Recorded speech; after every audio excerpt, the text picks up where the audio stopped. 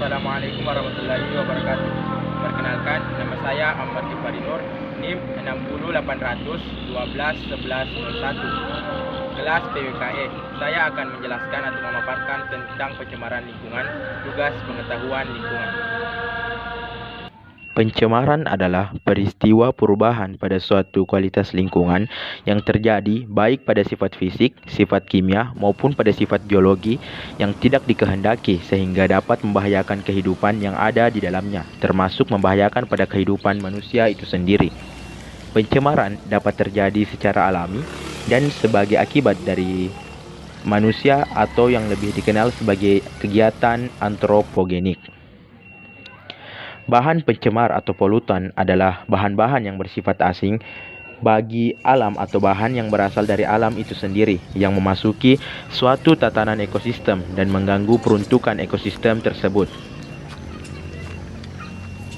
Bahan pencemar mudah terurai adalah bahan pencemar yang secara alami dapat dengan mudah dan cepat diuraikan atau didekomposisi oleh mikroorganisme.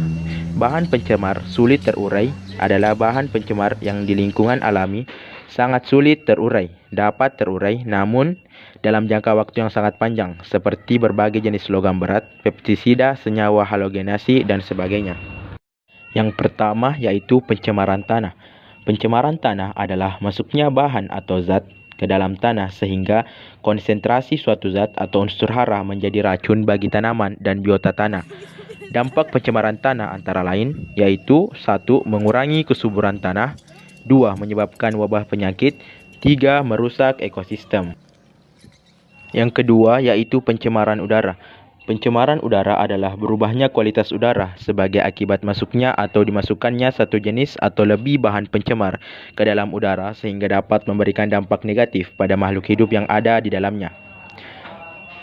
Dampak pencemaran udara terhadap kesehatan manusia dapat beraneka ragam dari dampak yang relatif ringan, hanya sekedar iritasi mata, iritasi alat pernapasan sampai yang mengakibatkan kanker dan kematian. Pencemaran udara terjadi hampir semua negara yang ada di dunia, namun di negara berkembang seperti Indonesia, pencemaran udara dapat diperoleh dari hal berikut. Yang pertama, pembangunan industri atau industri yang semakin marak. Yang kedua, perkebunan terutama kelapa sawit semakin banyak, namun pengawasan terhadap penggunaan herbisida tidak terlalu diperhatikan.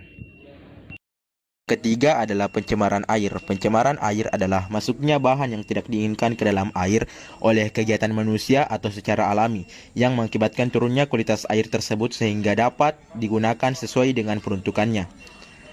Dampak pencemaran air terhadap kesehatan manusia dapat terjadi secara langsung maupun tidak langsung.